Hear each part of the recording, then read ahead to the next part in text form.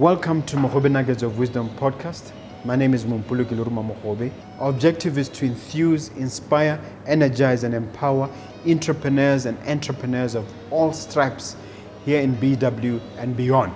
We do so by inviting these entrepreneurs and entrepreneurs into our makeshift studio. Sometimes we call them to the restaurant, sometimes we go to our studio, and we ask them to share their experiential knowledge, their experiences and their expertise, and we ask them as many questions as we can, aimed at empowering you also as a viewer.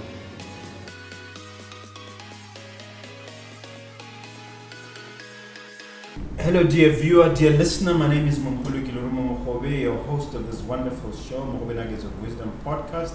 Always an honor, a privilege, and a delight to come to you and to share something life-changing, something impactful, something that really makes a difference in your life. And we're going to talk retirement, we're going to talk about retirement planning, and I've brought just the expert for you for this subject. I'm going to challenge him on this subject in the best way I can, but I think you're going to learn a lot. And can I ask at the outset that if you haven't subscribed and hit that button, please just hit that subscribe button for us. Welcome to the studio, sir. It's really great to be here. Okay. Yeah, I've heard a lot about you, and your podcast is ever expanding. Thank you so much. Thank you so much. I would like for you to just kick things off with an introduction. Share us maybe a condensed version of your CV. Sure. My name's James Fern. I'm originally from the UK. Mm-hmm. I came to Botswana. Whereabouts in the UK? I grew up in South Wales. Mm-hmm. I went to school in Bristol.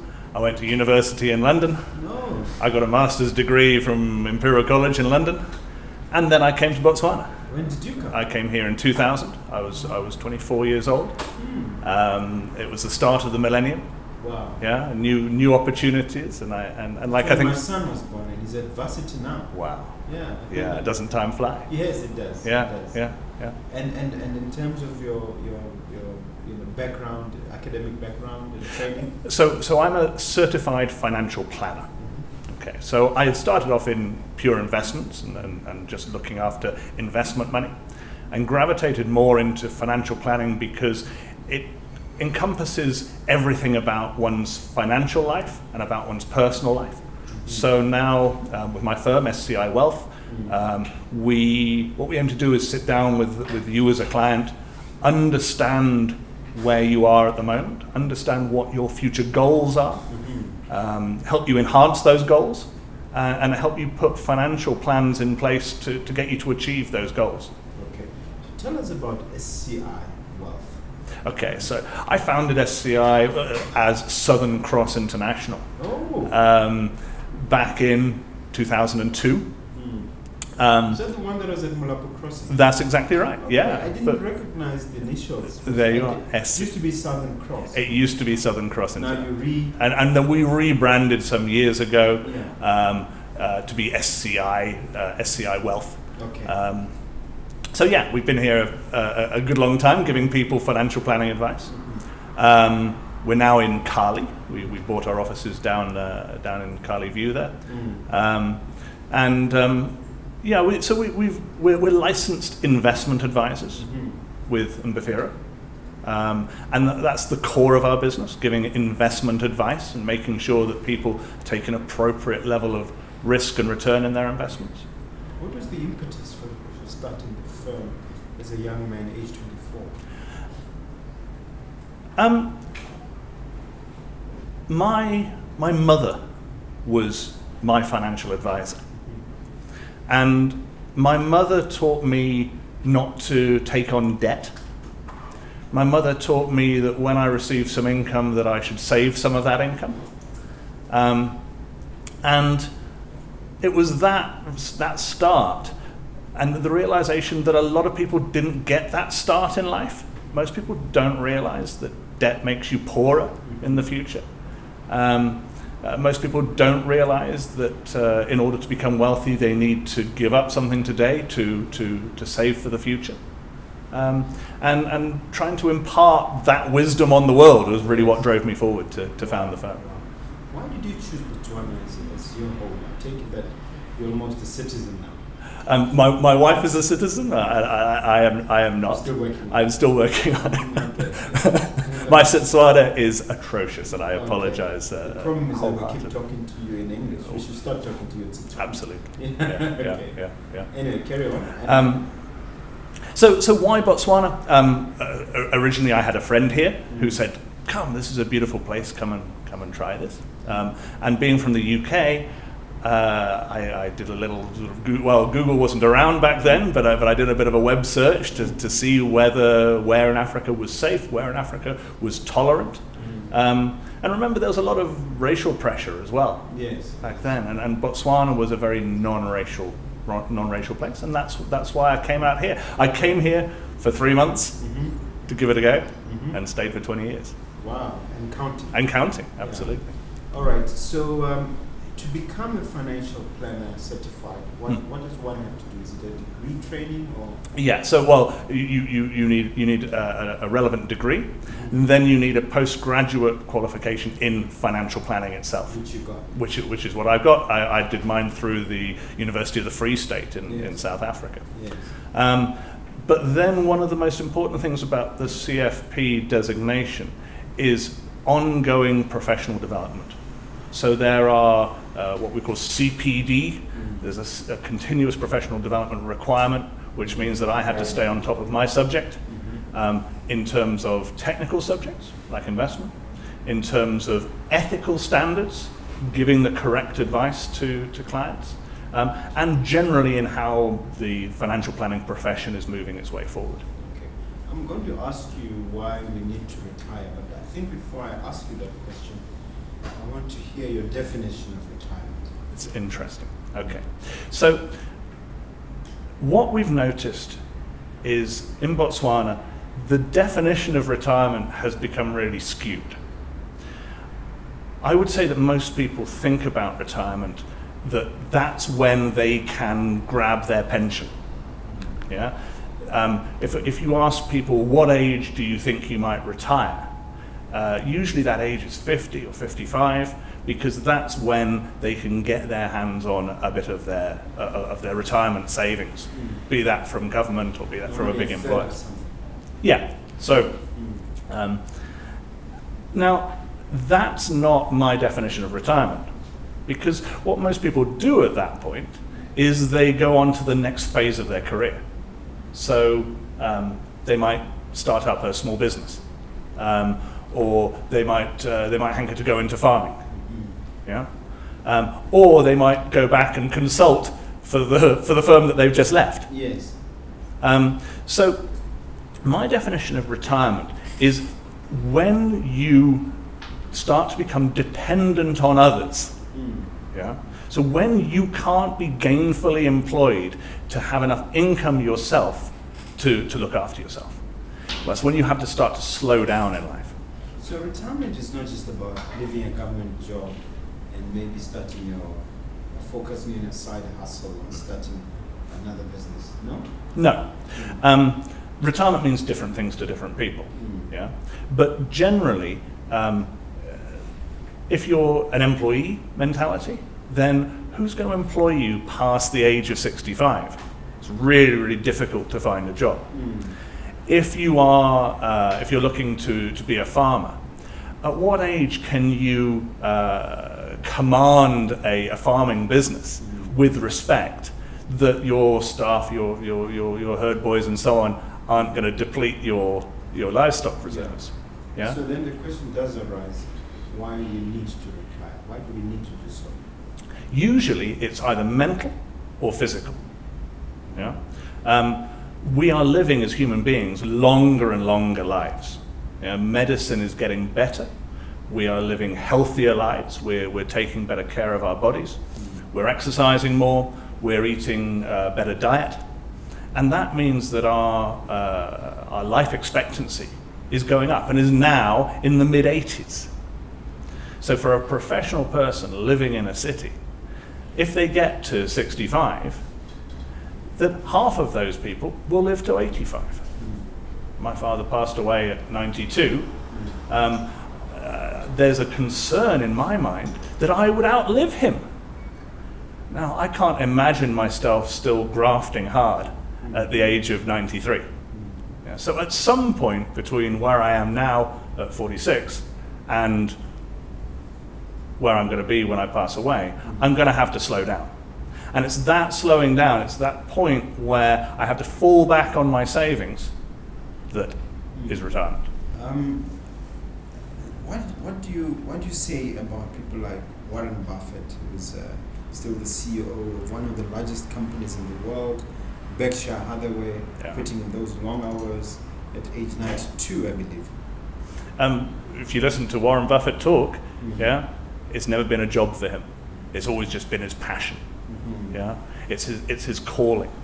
And if you're one of the lucky ones that you work just for passion, by all means carry on doing it. Yeah. I think I might fall into that category. Maybe you are a definition of an entrepreneur. Yes. Yeah.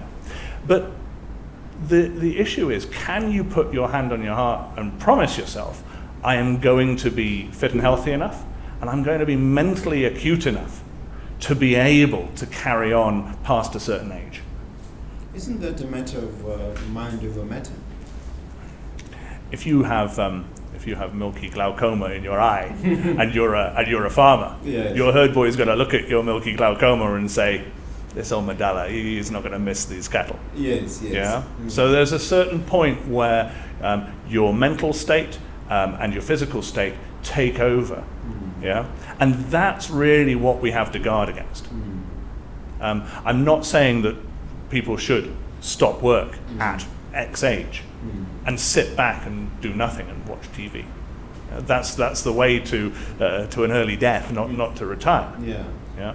But if you're forced out of being able to provide for yourself, you need to be able to fall back on what you've saved during your active life in order to retire. It's a good segue to the next point, which is what do you believe are the common mistakes? You've been at this now for more than 2 decades, and you've observed, you've had clients, you've had to maybe help some of them avoid some of these mistakes. But what are the common mistakes that you've observed? All of the mistakes come down to not planning, thinking, I don't need to worry about this. Yeah, I'm a successful entrepreneur. I'm fit. I'm mentally sharp. I'm going to be like this forever, so I don't need to plan. Or for a business owner, I'll put everything into my business. I can get a great return from my business, and if I need to retire, I'll be able to sell my business. I don't need to worry about retirement planning. Yeah. Or for the man in the street, I need every penny that I've got for today. Yeah. Life is expensive. I don't need to put anything away to save for the future. Okay. So the major mistake is failing to plan. They say that if you fail to plan, you are planning to fail. There you are. Yeah. What do you think of that saying? Yeah, absolutely. Yeah, and in I think in every concept. Yeah. A failure to plan ends up in failure. Yeah. And the issue is that, especially in Africa, this lack of foresight, this lack of planning, impacts people from one generation to the next. So I have a saying that the best gift that you can give your grandchildren is to be financially independent in retirement. Because so many people end up unable to look after themselves, unable to work, unable to earn, and become dependent on their children. They tend to do that at an age where their children are bringing up young children of their own. And so the middle generation are forced to devote resources to their parents, to the grandparents, at the expense of the next generation. I'd like you to drive that point home, and I want you to dramatize it a little bit by actually mentioning a specific case you've dealt with, without necessarily mentioning names, of course, and demonstrating what actually became of that person as a result of this mistake or failure to plan.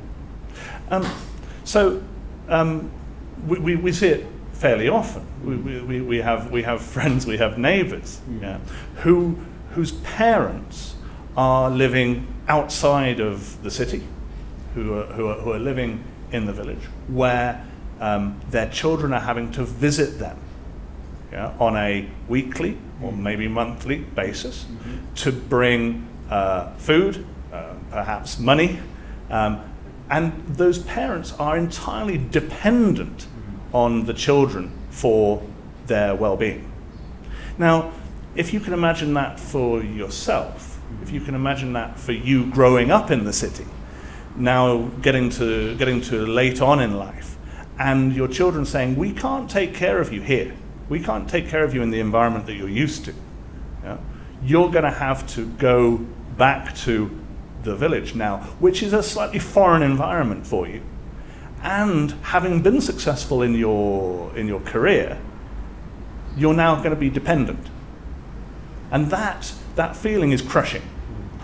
And we in Botswana at the moment, we're in this transition phase between the more traditional society and the modern way of doing life. And what have you seen? I mean, I want you to really drive the point home. What has happened to some of your clients? What have you seen? I mean, I don't want you to be as dramatic as saying that it leads to a person's early demise, but I mean, to just demonstrate what can happen. It leads to a person's early demise. Yeah. If you're used to life in the city, yeah, life, scratching a living with a poor diet is hard, yeah, and it cuts people's lives short. And the worst case scenario is, what happens if you don't have those that support network? What happens if your children pass away before you? Who's then going to look after you as the grandparent? And I've seen they've had this, academics have done these longevity studies, and they found that one of the key components for longevity is having an active and productive lifestyle in terms of physical activity, in terms of income generating. I think they've done lots of studies on that. And I think in England, where you come from, they've even discovered that doctors who retire from busy hospitals are normally dead within 5 years if they don't get into another busy activity. What are your views on that? A big part of retirement is keeping yourself mentally active and physically active. Yes. Yeah. So I think one of the criticisms of our modern way of life is that somebody can work for a company up until, let's say, the age of 65, and then stops dead, and then doesn't have anything to keep them to keep their minds active. But so many people also make the mistake of saying, well, I'm going to retire and I'm going to go into business. And you and I both know that business tends to be a younger man's game rather than an older man's game, all other things being equal. If you have a 60-year-old competing with a 30-year-old, the 30-year-old has more energy, has better ideas, has a sharper brain, and is going to be able to outcompete business for business, that older person. Depending on what level that person is. No, for sure. Yeah. But I'm talking about entrepreneurial activity. Yes. You mean if they're starting from scratch, both of them? Yes, absolutely. Yeah. If remember, we're talking about the problems of planning, of failing to plan. Yes. Yeah. So if you are going to be keeping yourself active in retirement, if you're going to have a business, that business needs to be running pre-retirement. Okay. You need to have somewhere safe to go to. Okay. Let's take this a little further and look at Botswana, where we have a thing called, I think they call it Tantabala, which is the idea that you get, I'm sure it's $530. It is 530 pula. Yeah, 530 pula. What impact does that have? Is negative or positive if someone hasn't planned and ends up with $530? Well, have a think about what you can buy with 530 pula. That's got to last a retired person. It's available to any citizen over the age of 65. This is our state pension, is 530 pula for a month. That, in my mind, isn't enough to survive. It obviously is just about enough to survive. You can only get 2 or 3 items from Choppies for that. There you are. Yeah. So all you're doing is just hanging on to survival. It's good that the government provides something, yeah, but it's not a fallback. That's not plan B. If you're a successful earning person, if you're out there in the city watching this podcast, yeah, your plan B should not be, well, it's okay, the government's going to take care of me, because it won't. You say the best gift for your grandchildren is to make sure that you take care of your retirement. Can you explain that? Why does that benefit your grandchildren? Okay, so most of us today want the best for our children, and primarily we want the best education for our children. So, yeah, Botswana has a reasonable education system, but if you want something better for your children than you had, you're going to send them to a decent school. Now, if at the same time you have to take money out of your pocket every month to provide for your aged parents, then that is going to reduce the standard of the education of your children. Yeah? So if you as a grandparent, if you want to really benefit the next generation, your grandchildren, be financially independent, be able to look after yourself. Now, that will come on to what that means and how you go about doing that. Yes, but the basics are you need to make a plan. If you can't make a plan yourself, which very few people can, come to see a financial planner. And that's really what my career is about, what my firm is about. Come to SCI Wealth, absolutely. All right, and then still on that approach, that the idea of saving your grandchildren from anguish of having to support you. Does this include taking care of a will or a trust of some sort? Well, okay. If you have assets or if you have dependents, put your will in place. Okay. Whether or not you do any sort of trust planning or anything like that is a complex subject and really one that's different for every individual. Yeah? But putting your will in place is really, really simple, so that then you can pass your assets to the next generation clearly and simply, and not have it get tangled up in the courts, not have the debate between customary law and common law, and all of those things. But so the one thing I'll say on that, put your will in place. Okay. Do you assist in that regard as SCI? Yes, we do. And how so? So we help people draft their wills, basically. So if you come to us, we have a service where we get to know you and understand your finances and your family. As part of that conversation, we will ask you whether you have your will in place. We will then help you set down, right, this is what should be in a will. These are the standard clauses that should be in your will. And then we will make sure that your will is signed correctly and witnessed correctly, which is really important.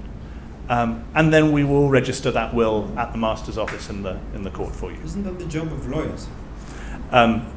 Yes. Or you have lawyers within the system? But the law firms in Botswana are either expensive or they're not particularly focused on putting a will in place for something. I mean, it's not their area of competence. It's not their area of, I wouldn't say competent, I'd say not their area of focus and not their area of expertise. So they don't have the time to fully understand their client before they put a will in place. I assume from that you've mastered the provisions of the Wills Act. Absolutely. Yeah, very much so. What are the key provisions there? We're really going into the nitty-gritties. So it's what makes a valid will. Yeah. And how, and then not just the Wills Act, the Intestate Succession Act. Yes. What happens to your assets if you don't make a valid will. But the most common mistakes that people make when they write their will, number one, they write it and then they don't get around to signing it. I've had several clients say to me, I've got a will, it's on my computer. Yeah, that doesn't help anybody. The second problem that people have is that they don't correctly witness their will. Okay, so a witness of a will cannot be a beneficiary of a will and cannot be the executor of that will. So a husband witnessing a wife can render it invalid. It can well, or it exposes it to attack. It exposes it to attack, absolutely. So a husband witnessing their wife's will is problematic. There need to be two witnesses to a will, and those witnesses need to sign in the presence of the testator or testatrix, and in each other's presence. So there are lots of nuances to how one should put a will in place. Yes. And one of the things that we do is make sure that those nuances are taken there. care of. All right. Future savings. There's a strong argument that savings is a futile exercise given the twin evils of inflation, number one, and number two, almost zero interest rates. Absolutely. What do you say about that? I couldn't agree more. Yeah. We've been lucky here for the last 4 or 5 years that we've had 3% inflation, basically. Last year, inflation 8%. It exploded. Okay, so COVID related, I suppose. Yeah, COVID related, oil price related, government taxes related. All of these things conspired to mean that if I had 100 pula in my pocket a year ago, it would buy what today costs 108 pula. Yeah. So if you have your money just sitting in a bank account, its value in real terms has gone down by 8% this year. Yeah. So you have to try to get the best return you can on your money.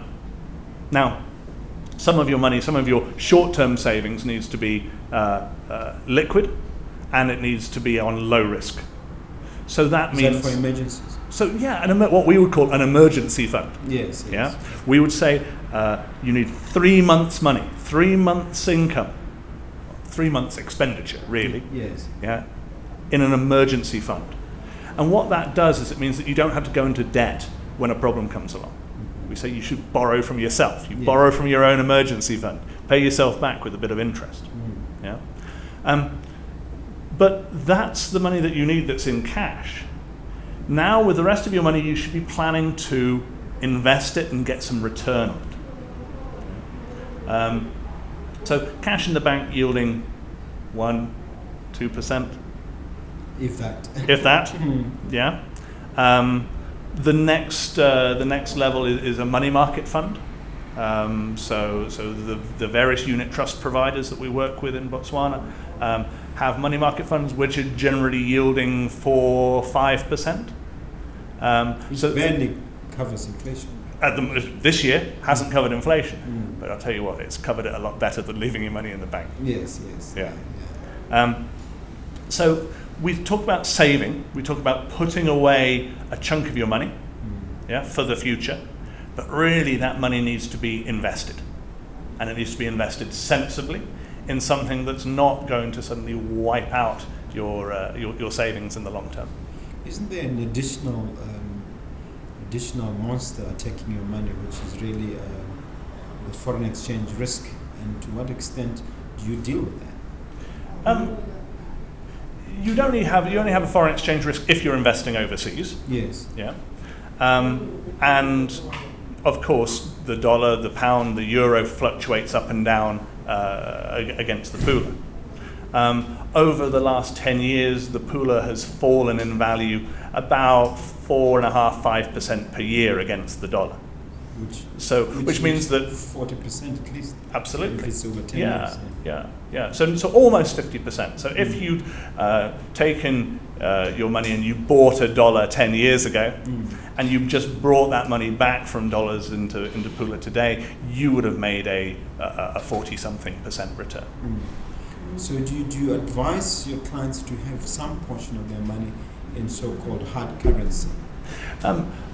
The benefit. Somebody called it fiat currencies or something like that. I think the Bitcoin guys call it fiat currency. Yeah. We may have to touch on that later. What I would say is have a proportion of your investment outside of Botswana.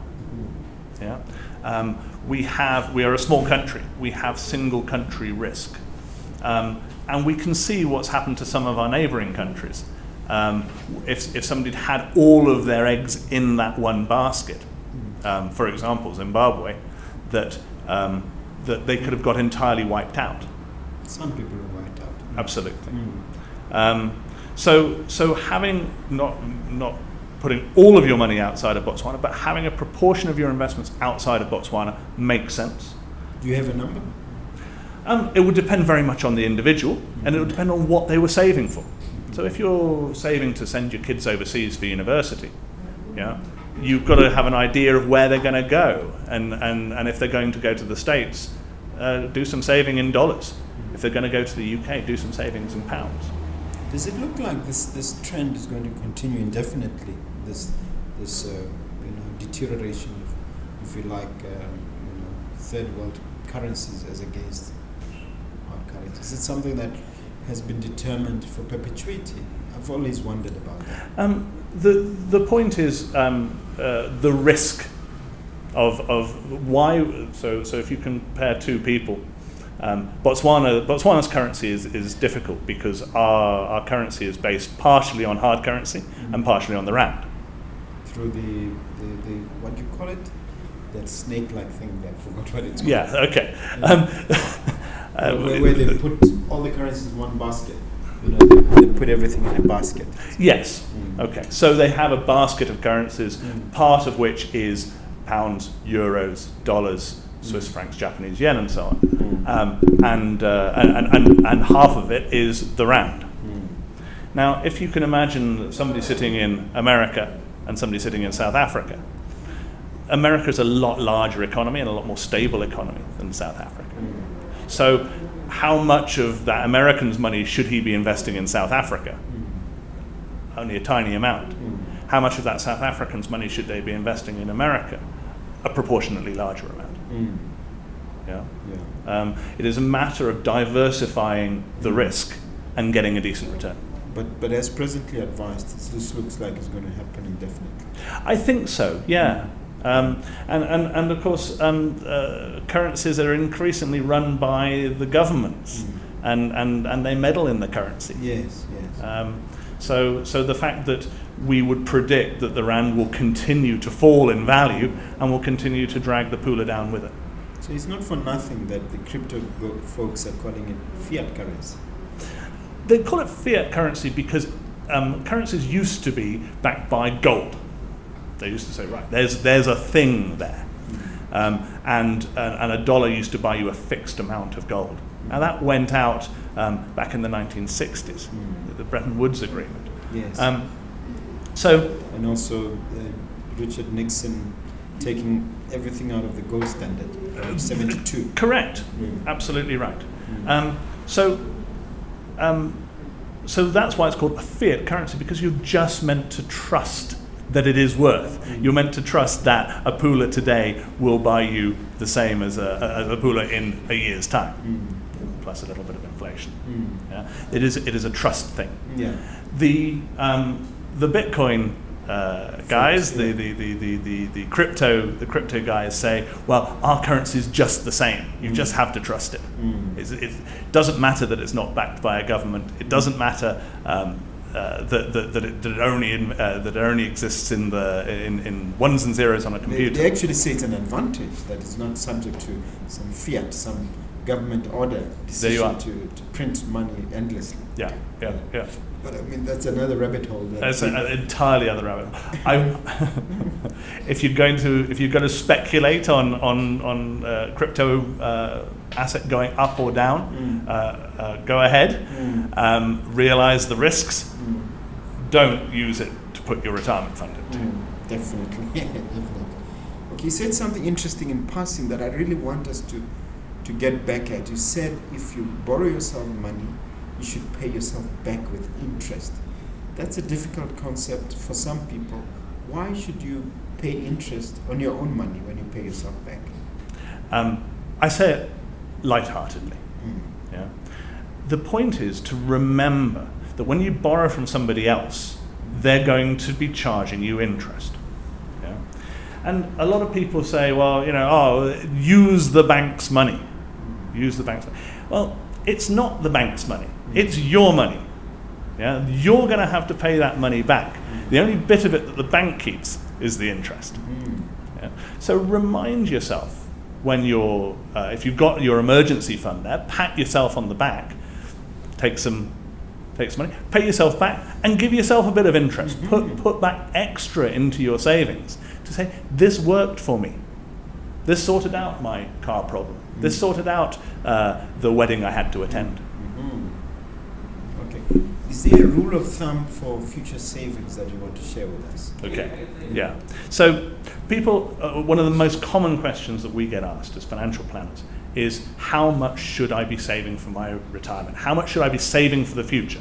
What's the balance between spend today and save for the future? So the rule of thumb is, take your age, I'm 46, divide it by 2 is 23. I should be saving 23% of my income for the future. Monthly income or annual income? It doesn't matter, 23% of your annual income or anything that you get anything that you're getting your hands on. Yeah. Save with a view to investing, or saving with a view to just, not touching that? Save with a view to investing. Remember, if you're just putting it in a bank, it's going to be subject to inflation. Okay. Yeah. So you need to invest that sensibly. Yeah? You need to do sensible things with your money. That means a 60-year-old individual should save 30%. 30%. Okay, so it's your age constitutes a percentage. So you take your age, you divide it by 2, and call that the percentage that you should be saving. And investing. And that's what I mean. By deny yourself the gratification of blowing it now on a car or a meal. Put it away for the future. That means I've been doing it spectacularly wrong, because I've been saving in the region of 15 to 20%. Okay. So I wouldn't say that's spectacularly wrong. However, I think you need to up your savings rate. But remember that savings isn't just into a financial product. Yeah? Savings might be the money that you're putting into your investment property. Yeah. Oh, okay. You include that. I would include that. Things that you're not spending today. Yeah. Then it's probably a lot higher if I work it like that, because if you're including, like, reinvesting in your own business. Oh, I see. Okay. There you are. Yeah. Right. Yeah. It has to be a minimum of 50% of your age. Half of your age. Half your age is a percentage. Yes. So take your age, divide it by 2. That's what you should be targeting, saving for the long term. Any other rules of thumbs? So if you focus on that, I think that you would find that most wealthy, successful people who, apart from those who have inherited their wealth, we'll leave those to one side. Yeah, most wealthy, successful people are actually saving and investing more than that. Yeah, they're putting that away. If you do that, then you should be able to get to the age of 65, which is our rule of thumb for about when you're going to start slowing down in life. Yeah, that's the risky age. That's the age where you might find that you can't support yourself anymore. Now you should have enough investment assets built up that you can take income from them, and you can draw down on those investment assets to provide for yourself in retirement, and not be dependent on charity or your children.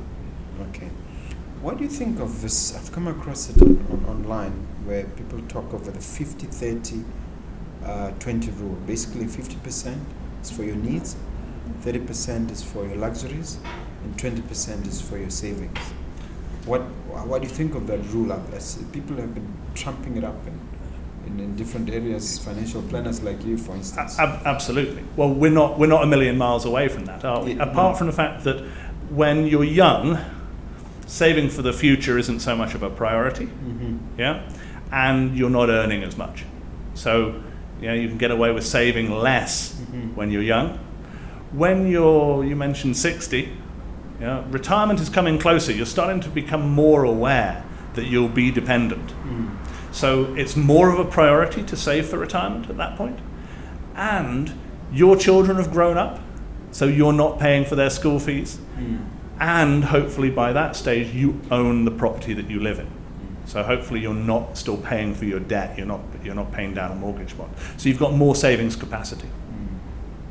Okay. Yeah, I want us to talk about debt, and if you read a book like the Bible, it is almost suggesting that if you are indebted to someone, you're a slave to that person. Is that your view? Yeah, very much so. We talk about indentured labor. People fail to understand that by borrowing money, you make your future self poorer. And your future self is going to have to bear the burden of that. And they say there's some line from a movie. They say the greatest trick the devil ever pulled was to teach the world that he didn't exist. Teach the world? He didn't exist. Yeah. What do you mean? Now, we look around and we look at the banks and the micro lenders and the pawn shops and so on. There's this abundance of people saying, "Buy it now, buy it on credit, go into debt." Sure, yeah, and 90% of the people will do that, but 90% of the people will end up poor. If you want to be in that 10%, you need to be thinking to yourself, no, I'm going to save for it and buy it cash. Yeah? I'm not going to go into debt. I'm not going to incur these interest costs. I'm not going to make my future self poorer. And that's increasingly important as we come up to retirement, as we come up to the age where we're starting to be dependent. We need to get our debts paid down and paid off by the time that we're then reliant on our own assets for our income. Robert Kiyosaki. Okay. He talks of good debt, bad debt. What is your views on his philosophy? Okay. Some of which, in the interest of full disclosure, I've adopted and accepted. Absolutely. Good debt versus bad debt. My argument is the only good debt is the mortgage that you take out to buy the house that protects your family, that puts the roof over your head. So fundamentally, that debt is good. Why? Because it replaces the rent that you would otherwise pay. The interest and the repayment that you have to make on your mortgage replaces the rent that you'd otherwise pay. And by building up that asset, you're protecting your family. If you pass away, there should be a credit life policy in place by the bank to make sure that that debt is paid off and your family still have the house that's over their head. Bad debt, on the other end of the spectrum, is debt that you take on to buy something that goes down in value. So the biggest example is the luxurious metal that we drive around in. We call vehicles. We call vehicles, and the status symbols that will go with that. Yeah, and the majority of them are bought using debt, and the majority of them are bought to show off. Yeah, a vehicle goes down in value over 5 years. It's going to lose at least half of its value. Yeah, if you look at the price of a 5-year-old car compared to a new car, but it will have taken you around the world. It will have taken you. It will have done its job. Well, there you are. But at the same time, you'll have had to put fuel in it. You'll have had to service it. You'll have had to insure it. You'll have had to tax it. Yeah. And all of these things. So don't go into debt to buy something that goes down in value. Save for it, and then you can make a better decision. In the middle of good debt and bad debt is where Mr. Kiyosaki and others argue that you can make some money on by using the bank's money, especially in property. And I think that's what you're referring to. Well, Exhibit A is there you myself. Are. Mm-hmm. Yeah, but that's how we managed to do what we did. Absolutely. But that is not without risk. Okay. So the general financial planning advice is the good debt is buy the house that you live in, because you're going to be looking after it. You're your own tenant, You're not going to have any void periods during that time. Yeah, you're going to notice if there's a crack in the wall, and you're going to repair it. Yeah, and it's securing your family. But most of all, your repayments you'd have been paying anyway in terms of rent to a landlord. Whether or not you use debt to then invest in property is a matter of how much risk you want to take in investing in that property. That's interesting you should say that, because if you look at these public listed property companies, they would say some of them, the debt to equity ratio is 40%, and they've convinced themselves and everybody else that it's excellent. 40% debt as against 100%. In other words, it actually works out to 40% of the 100% is debt. The 60% is paid for. It's equity. Yeah. What do you say to that? Have they got it all wrong? Well, no. I mean, that's relatively low, isn't it? Yeah. They haven't gone out and borrowed at a 100% mortgage to speculate on a property. They are confident that their rental returns are going to be enough to pay those mortgage repayments. Even they would probably have made allowances for vacancies. They would have made allowances for a catastrophic event like COVID and things like that. Absolutely. Hopefully. Yeah. If you're going to be investing in property, you need to do it like a businessman would. You need to have a look at all of these issues. Okay. And you still say that you should plan for debt in retirement. Are you by implication saying that you can still have debt even if you are retired and you don't have a reliable source of income? No, I'm not. Pay off your debts prior to retirement. There should be zero debt? Ideally, there should be zero debt. Yeah, because remember, at that age, you may not have all of your mental faculties. You may not have all of your physical faculties. You need to be really low risk at that point. So if you then have an investment property, that investment property should be paid off so that then the rental income from it can look after you in retirement. Do you think that it gets to a point where you say 60-year-olds should never borrow money, should never go to banks for debt? Does it get that bad? Well, it's getting increasingly difficult. It's hard for a 60-year-old to go to a bank and get debt. Yeah, because the bank wants to know that debt's going to be repaid. So they're not going to give somebody a 20-year loan because they don't know if they're going to be there until the age of 80. Unless they see from your income streams that you're going to be there, and unless you're insured. Well, they might well do that to a business. To a business. But not to the individual. Okay. Yeah. So your business can carry on after you pass away. Yeah. So yes, there are two different things there. We're talking about a professional business versus an individual looking after themselves. Okay. I want you to define the word financial independence. What's your understanding of that word? Okay. So, financial independence, not being dependent on anybody else. Not being dependent on your boss for a salary, not being dependent on your children for looking after you, not being dependent on the state for a handout, being financially independent, really to have passive income, to not have to work for your money anymore. Is it really realizable? Is it achievable in the purest sense in which you describe it? Yes, it is. So my mother sits in the UK and is financially. She was a teacher her whole life, and she paid into the pension fund. We have a little bit better state support in the UK, and that gives her enough money. She paid down the mortgage on her house, and she lives simply, but she is financially independent. Wow. Is frugality part of it? Living within your means is part of it. Yeah. You understand frugality?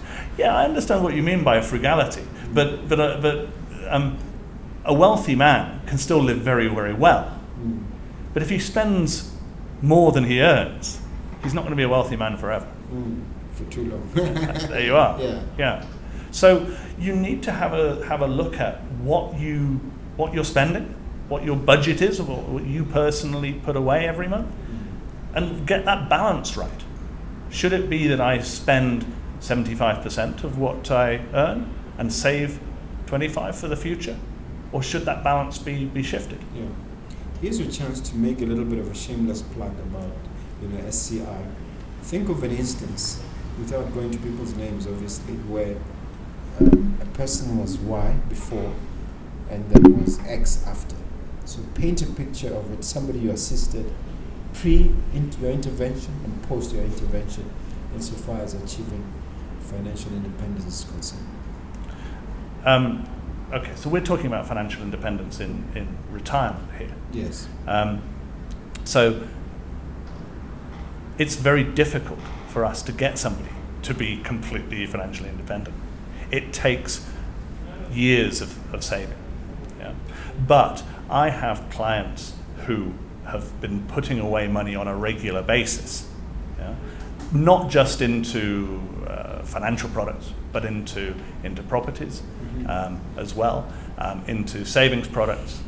And they come to retirement, they come to 65, yeah, and they have enough income to live on without their children having to be here looking after them. Okay. Yeah, I'm going to ask you to, like a lawyer, because I'm one. Yes. What was the status of that person in terms of their living expenses and balance sheet, and what was the status after 10 years or so working with you? Okay. So beforehand, they wouldn't have been doing very much saving at all. Yeah. Or they'd have just been putting money into a bank account. Yeah. But by putting money into investment products, then they can start to get a return on that. So it's not only what they're saving, but it's the growth on those savings as well. Okay. Is it achievable for somebody who's earning, I'll pick a figure, 50,000 a month, who realizes and hears you talk like this at age 55, for them to have this turnaround and change the mindset and behavior and conduct and achieve the result that you're talking about by age 60? In a space of 5 years. In a space of 5 years.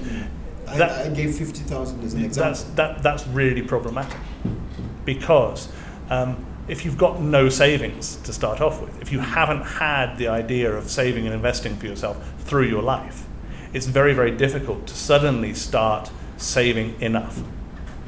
Usually the things that have prevented that person being successful, being financially successful, is debt.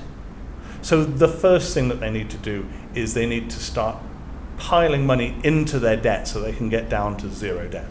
So now they can start to save for the future. That may take them several years. Yeah. Okay.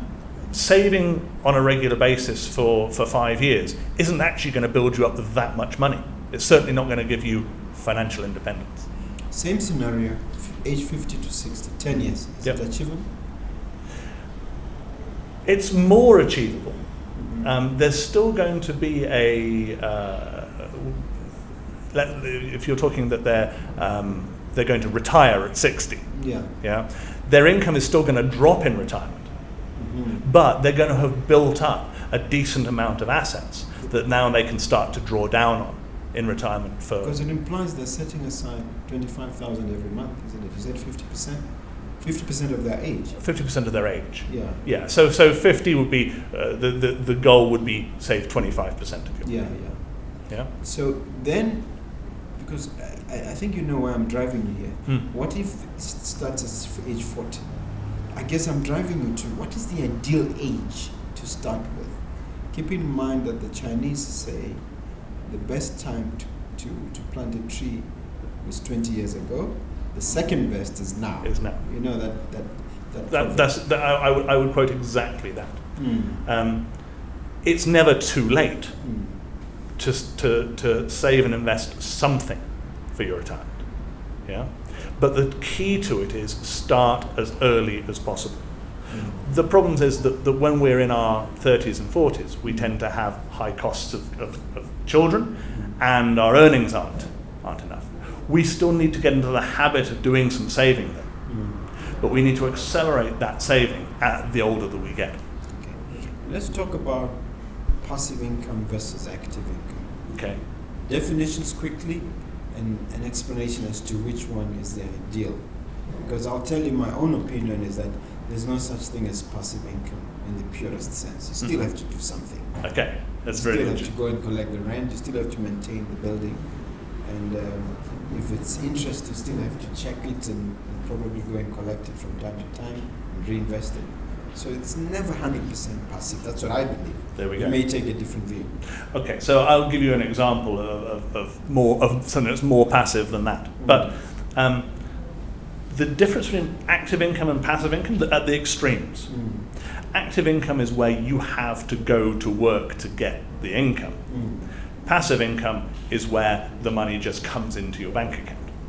Okay, so there's something for you to hang your hat on in terms of active versus passive. But people, you're right, as you rightly say, people often think of property as passive income. I don't have to work at owning this building in order to get rent from it. But you do. And this is one of the things to consider of what you invest in for retirement. So truly passive income would be an annuity income from your pension fund. Yeah, the pension fund invests your money for you, and they put money into your bank account every month. Passive income would be your 530 pula from the government. Yeah, one of the problems. Still have to go and queue up for it the whole day. Sometimes. I believe they're doing that. I think technology is getting better gradually. Getting better. Yeah. One of the problems that people have with property in retirement is that in order for you to look after a property, it needs to be close by you. You know, sometimes people buy property, they live in Habaroni and they buy a property in Letlakane. Now, looking after that property is time consuming and is costly in terms of just getting up there to sort it out. If you're retired, it becomes even harder. So if you're looking at property ownership in retirement, you need to buy something which is close by you that you can look after. But still, you're going to have some expenses incurred with it. You're going to have to find a tenant. You're going to have void periods. Activity. There's some activity. Yeah. So you have to look at the kind of things that you're investing in and decide how active and how passive they are. Yeah. If it's an investment portfolio, then you're giving it over to an investment manager. That's pretty passive. If it's something where you're going to be trading stocks and shares, that's really active. Yeah, you're going to have to be sharp to do that. So you have to get this balance right, and that's where financial planning comes in. Annuity income versus rental income. First, what is annuity income? I can't claim to know for sure. Okay. Simply, it's an insurance term. When your pension pays out, 2/3 of that pension has to buy you an income for life, and that's called an annuity income. It's just a passive income. There are two types of annuity income. One is a fixed annuity, as in it just pays you that amount every month. The other is a living annuity. And a living annuity is where the money is invested and you can draw down on that money. You can draw an income from it. And that income can vary. An automatic stop order, or you? Yeah, in terms of an automatic stop order. Okay. Yeah, but you're in more control of how much you're drawing down. So at the start of each year, typically you say, well, this year I don't need much income, so I'll just take 2.5%. Next year you might say, well, I've got some medical operations coming up. I need as much income as possible. Yeah. So you might increase your income. Yeah, you've been with us as Botswana, 2 decades and counting. How are we doing financially? What's the state of the country? I don't want you to talk about COVID because it has its own special circumstances, but how are we doing as a people financially? Are we at risk? Are we one paycheck away from disaster? What's happening? There are a few, like yourself, who have done very, very well out of this economy for the last 55 years. The majority of Botswana are in debt and don't have assets to back them up. They live each month as it comes. And that's a problem. With so much information and education available, is there an unwillingness for us as a nation to educate ourselves and to better ourselves? Or is that the nature of the beast? There will always be a large number of people who simply don't care. When you look around the world, it is to a certain extent the nature of the beast. But those of you who do educate yourselves, you've got to realize that the banks offering personal loans, the pawn shops, the micro lenders, the furniture stores, the clothing stores offering stuff now, buy now, pay later, is a massive problem. And unfortunately, the temptation is great. So our consumer debt is massive, but how does it compare with the rest of the world? To be honest with you, it's a difficult comparison to make. Yeah? We are less indebted than a lot of the world. We have quite low levels of credit card debt, for example, but a lot of our debt is informal. A lot of our debt isn't counted. A lot of our debt is person to person.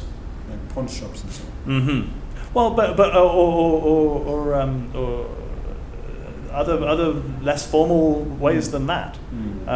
We have this habit of borrowing from each other, but we also have a habit of lending to each other. Which we call Motsello, isn't Motsello. it? Motsello is one form of that. Yeah, there are different types of Motsello scheme, but a Motsello is exactly that. Okay. As we get closer to the end of our conversation together, let's talk about the pension fund and pension fund schemes. Can we just talk about the ideal one? I know there are several. The ideal one for someone with predictable monthly income. Okay. So most pension funds are tied to your employment. Okay. So if you have the opportunity to join a pension fund, do so. Your employer will contribute from their pocket. You will contribute some from your pocket. It will go into a safe and steady pot. Okay. The downside to pension funds is that you don't have any access to that money. You have access to that money at retirement or at retrenchment. When you can draw down in retirement a third of that money tax-free. Okay. This is a problem for people because they tend to get their hands on the 1/3 tax-free money and they think, this is great, I've got free money. And you look at the majority of pensioners who have taken the 1/3, 5 years later, that money has gone entirely. Okay, so there is a downside to investing in a retirement scheme. You need some discipline, and you need, when you take that 1/3, to invest that 1/3 sensibly, so that it provides you with further income in retirement. You've just dumped me there, because it's not all that is cracked up to be. So a lot of education is required. So I'm just wondering how we can collectively, me, you, and everybody else watching this, raise awareness and conscientize people about this. It seems to me that you need loads of workshops and seminars to bring the public to awareness. What do you say? I agree wholeheartedly, and I don't think that the pension funds are doing enough to educate their members, let alone the general public. What we do at SCI Wealth is we sit down one-on-one with people to say, right, so what's your particular circumstances? Where are you in your journey through life? What have you done with your money so far? And then what makes sense for you? Where should that be invested? What should you be saving going forwards into the future? Let's talk assets now. Is there an ideal portfolio in terms of asset distribution at retirement that you recommend? Okay, so there are five basic types of assets. We have cash in the bank. Yes. We have bonds, which are debt lent to either companies or governments. We have property. We have equity, shares in companies. And then we have commodities, things. That might be cattle, it might be gold. Yeah? The point is to have a diversified spread of assets. and not to have all of your eggs in one asset basket. One of the problems that we come across is where people are overexposed to one asset class, or indeed one sort of small geographical location, and they're taking too much risk with that. And that might not bite within the first 5 years of retirement, but it might bite them 10 years down the line. Yes. And how do you distribute? Is that a matter of just equal 20% each, or how do you do it? No, well, different assets have different risk profiles. Mm-hmm. Yeah. So, for example, investing in companies, equity investment, is more risky than investing in bond investment. But companies are the only asset that are actively trying to grow in value. Mm. So, investing in a diversified spread of companies is going to get you a better return. But companies are traded on the stock exchange, so the value of them day to day goes down and up. Mm. Yeah. So we need to understand what is the attitude to risk of our client. We need to understand whether they're risk averse or not. Whether they're risk averse or not. Mm. Yeah. What risk they need to take, their required risk. Yeah. And what capacity they have for risk, whether they can take a loss at all. But generally speaking, we're talking to 10,000 people out there, generally speaking, yes. Don't put all of your eggs in one basket. Mm. Yeah? Invest in a diversified spread of assets. Okay. All right. Interesting. We haven't talked about the big thing that's all over the internet, that's everywhere. 12 years ago, somebody came up with algorithms and messed around and gave us Bitcoin, given crypto. And there's a new craze. Scams all over the place, but at the same time, there are people making money. Yep. What's the attitude of CSI to crypto? Okay, so number one, not CSI, SCI. SCI. Thanks for the correction. SCI. You're most welcome. Yeah. So our attitude is that cryptocurrencies aren't currencies, number one. They are commodities. Okay. So there is a limited supply of them, and money going in forces the price up, money coming out forces the price down. Do they do anything? No, they don't. So it's very similar to gold. Gold doesn't do anything. It sits there and looks pretty. It doesn't yield a rental return. It doesn't pay a dividend. It doesn't pay any interest. There are those who argue that it holds value. So gold can be a store of value. But what value? It is worth what somebody else will pay you for it. Not the market. Yeah, the market. What somebody else else in the market will pay you for. I hear you. So our opinion of the cryptocurrency world is this is the principle of the greater fool. Mm. You are not buying this asset because you want it, because it doesn't do anything for you. You're not buying this asset because it gives you any sort of return. You're simply buying it so that you can sell it in the future to somebody who is a greater fool than you. Well, I want you to conclude that thought. That means you don't want to touch it. That means that it is purely speculation. Mm. Yeah, it is highly risky. If the first things first, there are so many scams out there. So if you are thinking about investing in crypto, yeah, I have personally known friends who have lost every tebe that they've put into it because what they thought was a legitimate investment is actually a scam. Mm. Okay, so that's the first thing. And there seems to be no regulation to guide you. There is no regulation. Mm. That's is it the wild, wild west? Yes, of course. Yeah, there's no regulation. So somebody with bigger, shinier teeth than you is going to come along and gobble you up. Number three, even if you do buy Bitcoin legitimately, we have seen problems with the technology. We have seen Bitcoin exchanges go out of business and leave the investors in Bitcoin with zero. Mm. So there is massive risk involved. However, with risk comes the potential for return, comes the potential to double your money. But one would then ask whether SCI would argue or would say, look, invest only what you can afford to lose. Correct. In the same way that we would speak to somebody who wanted to go to the Grand Palm Casino and put their money on black on the roulette table. Yeah, only put down what you can afford to lose. It is not a valid financial strategy.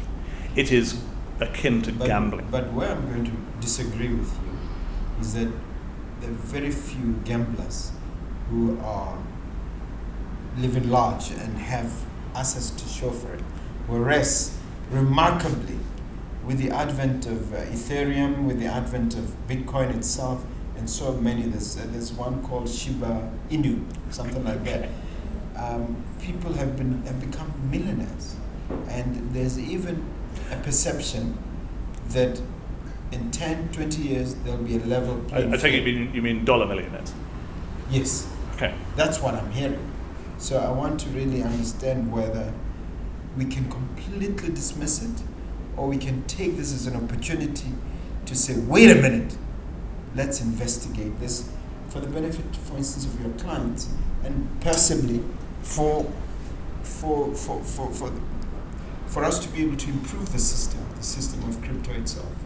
I am completely convinced that you put your money into crypto, you stand a massive chance of losing every single tebe that you put into it. You've had people who've lost the shirt on their back investing in crypto. No, I'm not the shirt on their back. They've lost every single tebe that they have put into crypto. Okay. All right. And you have to realize that it is a zero-sum game. If you buy crypto, you're buying it from somebody. There is a seller at the same time that there is a buyer. Okay. So if you see on social media that there is some chap with a gold-plated Aston Martin driving around going, look, I made my millions, where did that money come from? The original money they invested, or the money they made? The money that they made, the flashiness that they're showing off, that money is coming from people like you and me, people who are getting duped into putting money into this thing. Suckers. Suckers. Okay. It is a zero-sum game. The money doesn't arrive from nowhere. It's interesting. I've you can tell from my questions that I've started not investing, but certainly trying to learn about it, and I've learned that there's a thing called staking, which is less risky than the normal purchase of coins. Do you know anything about staking? I don't know anything about staking at all. I've never come across it. All right. All I can say is that at the moment we're at the stage of FOMO, fear of missing out. So we have people who are saying to us on our social media feed, hey, Bitcoin's at 66,000, implying that they bought in at 1,000 maybe. Yeah. And we're like, oh man, I've got fear of missing out. I've fear of. So when we put our money in at these highs, and then it spends the next 3 years going down through the doldrums, well, we sell at the bottom again. We sell to some other clever guy, and maybe he rides the next wave of it. Be very, very careful. There are the same number of winners as there are losers. How do you explain the fact that it started so little and now it's over 60,000, Bitcoin itself? Simply scarcity value of people putting more and more money into it, and there being very, very few new coins created. Yeah. So the point of any commodity is the value of any commodity is its scarcity value. If gold, if diamonds were littering the streets of Habaroni, they'd be worthless. The only value is its scarcity value. Yeah. So the only value in a Bitcoin is the fact that it's very difficult to produce a Bitcoin. Yeah. Well, that plus slick advertising on the part of De Beers and other entities. Well, absolutely. yeah. But if you could imagine that De Beers could get diamonds to be promoted to us, like cryptocurrencies are being promoted to us, the value would be sky high. That's true. Well, here's your opportunity, sir, to ask me a question. But before you do, where do you see SCI in terms of your crystal ball? 5, 10, I think even 20 years. What is the future that you project for this company? Well, at the moment, there are very few financial planners in Botswana. Yes. And I'd like to see more Botswana enter the financial planning profession. Yes. Do it professionally, get decent qualifications, and come in and start advising people properly about where to invest their money. Yes, you haven't answered my question. Okay, well, I would hope that SCI is going to be there employing these people and hopefully what sort of partnering. growth do you anticipate? How many financial planners? How many buildings? How many branches? Is there a time when you sit on your vision board and just project forward? I don't know. We're a small firm. Yes. We have 5 financial planners in the firm. At this point in time, that's where we've got to. Obviously, I would like to grow as a company. Yeah. But am I going to say I want to have 100 financial planners in Botswana? No, I'm not. What I want is for our people to be looking at money more sensibly, saving for the future, enriching themselves for the future, becoming more wealthy. Okay. What about opening in other African countries and maybe even your home country, Britain? Your original home. Thank you. In the past, I've had offices in Zimbabwe, in Zambia, in Mozambique, and I've returned here to Botswana because this is where my home is, this is where my family is, and I value my family. What happened to those offices? We look after those clients now from our GAPS office. So you may have some affiliates and colleagues there sort of funneling the clients to the Gaborone office. We currently don't take on new clients there, but we look after our existing clients from the GAPS office. I think you've answered my question. Here's a chance for you to ask me yours. So. Okay, you're a property investor. Correct. How do you diversify the risk of investing in property in Botswana? Tough question, but I've tried to look at 2 ways. Let the properties be involved in enterprises that I'm able to control or contribute towards in one way or the other. For instance, we have restaurants, they're investing, they're operating from our own asset, from our own property. So the risk is not as bad. For instance, when COVID hit, we stopped paying rent. And the landlord wasn't unsympathetic, if you know what I mean. And you gave yourself a rent holiday. yes. And you can still write it off from a tax perspective and so on. And then of course there's the lodges and so on, which we operate, but it's our own buildings. We make them pay rent, but in the event of trouble, we're able to get away with it. So we try and balance that risk.